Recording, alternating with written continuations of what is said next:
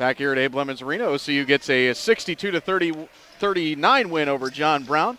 Here with Coach Bo Overton. Coach, your thoughts on the game today? Good win. You know, that's a team that night in and night out can really make shots, and you know they shot 35 threes today. Yeah. And so when you're having to run around and that's a team that has almost all the time 4 players that can make threes on the floor, so that really stretches us out thin, and that just shows you how good Taylor and Abby do inside, because points in the paint, you know, they're just hard to come by with those two in there. And so now if we can use our length, get out and contest those threes, and we did a good job of that today, and that's what's going to win us games. Defensively, they were really bodying you up on the perimeter too. Is that something you expected coming in? Yeah, they did it there, and they're a physical team that plays man like that, and you know, they do that. That's how they try to guard the inside, by pressuring your passers. Then it's hard to get the ball inside, and they do a good job of that. But I thought as the game went on, we kind of got used to the speed, used to how they were playing. I thought we, you know, executed pretty good. Kind of same old thing. You know, we missed some shots tonight we usually make, and but I thought when it came time to execute, I thought all 5 players on the floor did a good job of executing, and got us a win.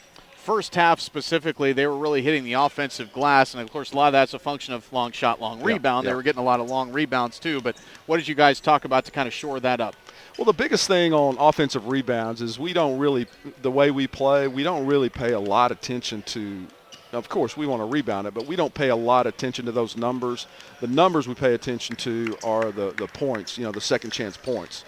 So they can get an offensive rebound, but they still got to, you know, they got to go at us again. And yeah, we want to get those rebounds, but we're paying more close attention to second chance points, and I thought we did a good job of that today. That category 7 apiece. You were even on that category despite a 17-10 discrepancy offensive rebound. So that kind of points to that. Kind of evens out.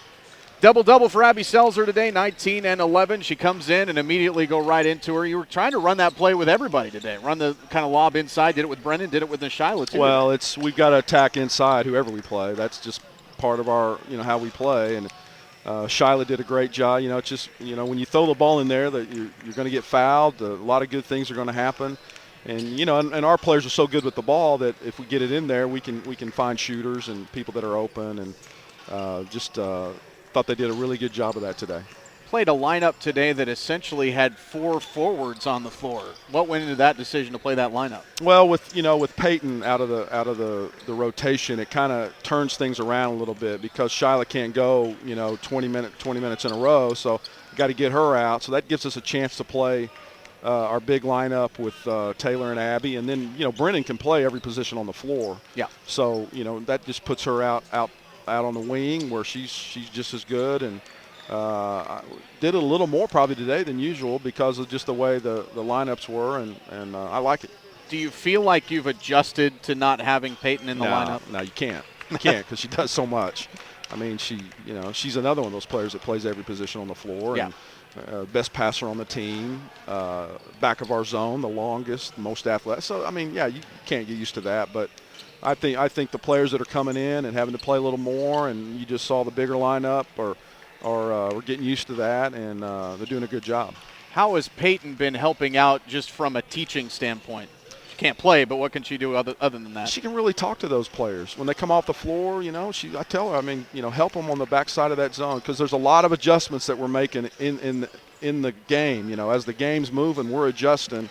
And a lot of that is communicating, and, you know, her and Brennan were so good at that. And you know, at least now she's just real close to them, where she can help Jalen and help Taylor and the rest of the crew.